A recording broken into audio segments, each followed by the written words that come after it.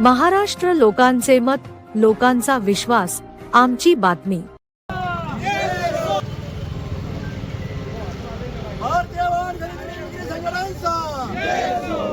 अरे कोण म्हणता देत नाही, बंद करो टीवी का झोल बंद करो, ये दादागिरी बंद करो, ये दादागिरी बंद करो।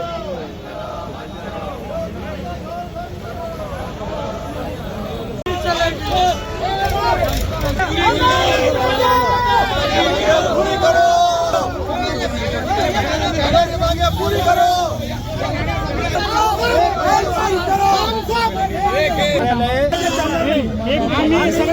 पद्धतीने चाललो आम्ही, अल्टिमेटम दिलेला आहे, आम्ही इथं थांबतोय। भारतीय संघटनेचा एक चुकीचा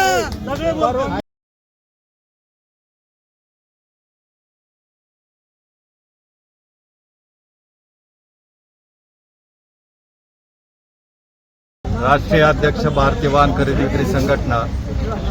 आमचा जो आजचा मोर्चाचं नियोजन आहे त्याचं कारण असं आहे की आरटीओचा 56 आरटीओ महाराष्ट्रातले भोंगळ कारभार चालू आहे। प्रत्येक गोष्टीला OTP लागतोय, TO आणि OTP एकत्र व्हावा आणि HP TO आणि HP एकत्र व्हावा, पण 56 आरटीओमध्ये कुठल्याही प्रकारचं नियोजन न करता हे जे सरकार नियम आणतं आहे, जसं पासिंगच्या गाड्यांचा नियम आणला, मशीन आणलं, पण एकही मशीन आज 56 आरटीओमध्ये चालू नाही आणि त्याच्या विरोधात आम्ही गाड्या खरेदी विक्री करणारे जैन चालक मालक हे जे संघटित आहेत सगळे, त्यांनी आज मोर्चा काढण्याचं नियोजन केलेलं आहे। अत्याचार आणि लुटालूट असा प्रकार आज सध्या सगळ्या आरटीओला चालू आहे आणि आता नागपूरचं उदाहरण तर आपण जिवंत बघितलं की जे पंटर लोक आहेत ते पैसे गोळा करून आरटीओला देत आहेत आणि आरटीओ लोक त्या गाड्या वेळेवर पासिंगसुद्धा करत नाही किंवा आमचे पेपर जे आहेत, म्हणजे आम्ही जे छोटे मोठे डीलर आहोत गाड्यांचे, 1-1, 2-2, 10-10, 20-20, 50-50, 100-100 गाड्या सांभाळणारी लोक आहेत आणि त्याच्यातनं आमच्या हातात एक गाडी जर 1 महिना थांबली,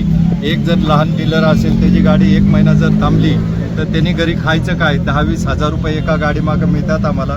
त्याच्यातनं जर घर चालत नसेल आणि महिना 2-2 महिने जर आरटीओचं काम चालू होत नसेल तर त्याच्यासाठी आम्हाला मोर्चा काढणं ह्या सरकारने आणि ह्या आरटीओनी भाग पाडलं आणि आत्तापर्यंत जो व्यवसाय चाललेला होता तो प्रत्येक नियमाच्या डावलून प्रत्येक आरटीओ, जिथला 56 आरटीओचे 56 प्रकार आहेत, प्रत्येक आरटीओ आपल्या नियमानुसार आपल्या कायद्यानुसार वागतो। आज आम्ही ज्या आरटीओ साहेबांना भेटायला चाललोय ते जर नाही भेटले, काय नाव आहे त्यांचं? काटोळे साहेब। हा, आरटीओ जे औरंगाबाद छत्रपती संभाजीनगरचे जे आरटीओ ते जर आज भेटले नाहीत तर 7 तारखेला कुठल्याही परिस्थितीत आम्ही चक्री उपोषणला 56 आरटीओला बसणार आहोत। चालक मालक आणि गाड्या खरेदी विक्री करणारे असे सगळे 56 आरटीओला आम्ही तिथे साखळी उपोषणला बसणार आहोत। त्याच्यातनं जर रिझल्ट लागला नाहीच, त्याच्यातनं जर ह्यांच्या कानावर जू रोमली म्हणतात ना, तसला प्रकार जर झालाच नाही, यांना काही फरकच नाही पडला तर 26 सप्टेंबरला आम्ही पूर्ण महाराष्ट्रामध्ये चक्का म्हणजे चेरिंग छोडो आंदोलन करणार आहोत आणि त्याच्यातलं बी जर काही नाही झालं तर आम्ही कुठल्याही परिस्थितीत गाड्या खरेदी विक्री करणारे, गाड्या चालवणारे हा एक राजकीय पक्ष स्थापन करू आणि यांच्या विरोधात लढू। या संदर्भात तुम्ही आरोग्यमंत्र्यांशी बोलणं केलं का? आरोग्यमंत्री परिवहन मंत्र्याला आम्ही 4 ऑगस्टला निवेदन दिलेलं आहे। महाराष्ट्रातले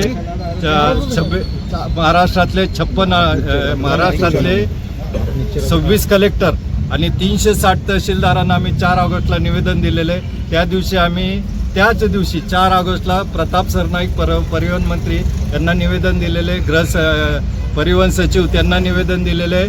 त्याच्यानंतर नार्वेकर म्हणून जे कमिशनर आहेत त्यांना 4 ऑगस्टला निवेदन दिलेलं आहे। 7 ऑगस्टला त्यांनी एक GR काढलेला होता की GRमध्ये त्यांनी आम्हाला ही कबुली दिलेली होती, आमच्याजवळ त्याचे पुरावे आहेत, GR आहे त्याचा, GRमध्ये ही कबुली दिलेली होती की 16 तारखेपासून 15 ऑगस्ट नंतर आम्ही 16 ऑगस्ट नंतर आम्ही काम सुरळीत चालू करू, पण अद्यापही काम आज 25 तारीख आहे, आज कुठल्या अजून बी काम सुरळीत झालेलं नाही। त्याच्यामुळे ह्या मोर्चाचं नियोजन केलेलं आहे आणि जर समजा नाहीच झालं तर पुन्हा एकदा सांगतो की 7 तारखेला आम्ही चक्री उपोषणला 56 आरटीओला बसू।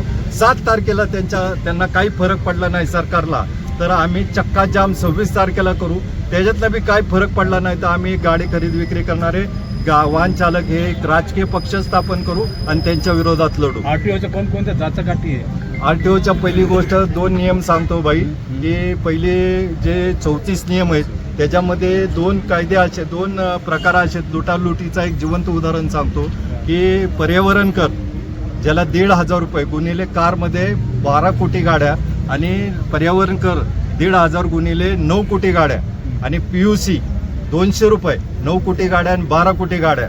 तर त्याच्यामध्ये हिशोब करा. हिशोब सांगून मला मी 1 लाख रुपये बक्षीस द्यायला तयार आहे त्याला, की कोणी हिशोब सांगितला. आणि OTPचा एवढा मोठा प्रॉब्लेम आहे, मी आत्ताच सांगितलं की OTPला आता RTO ऑफिसमध्ये शौचालयाला गेलं तरी OTP लागेल, की OTP दिल्यानंतरच शौचालयाला जायला मिळेल. असा प्रकार सध्या चालू आहे. तर त्याच्यासाठी सगळ्यात महत्त्वाचा मुद्दा आहे की आमच्या जर मागण्या आज मान्य नाही झाल्या तर हे 100% होणार आहे. हे सरकारने ध्यानात ठेवावं आणि RTO ऑफिसरने सुद्धा ध्यानात ठेवावं. हे हलक्यात घेऊ नये, हे चेष्टेत घेऊ नये. जर हे चेष्टा ठरली तर त्याची फळं भोगावं लागतील. किती लोक संबंधित आहे? आज आमचे 8 लाख लोक महाराष्ट्रात काम करत आहेत, खरेदी विक्री करणारे आणि एजंट लोक, आणि 101 कोटी 70 लाख ड्रायव्हर आहेत महाराष्ट्रामध्ये, आणि 80 लाख गाड्या आहेत ज्या आता चालवल्या जातात खाजगीमध्ये, आणि 2 कोटी ट्रक आहेत या महाराष्ट्रामध्ये. तर यांचा संप गुणिले 4, तर यांनी सरकारने लक्षात ठेवावं. 2 कोटी गुणिले 4 आणि 4 कोटी गुणिले 2 अशा 8 कोटी लोकांचा फरक ह्या सरकारवर पडल्याशिवाय राहणार नाही. धन्यवाद. नाव सांगा साहेब. माझं नाव आरिफ खान, मी भारतीय वाहन खरेदी विक्री संघटना राष्ट्रीय अध्यक्ष, जैन चालक मालक संघटना राष्ट्रीय अध्यक्ष.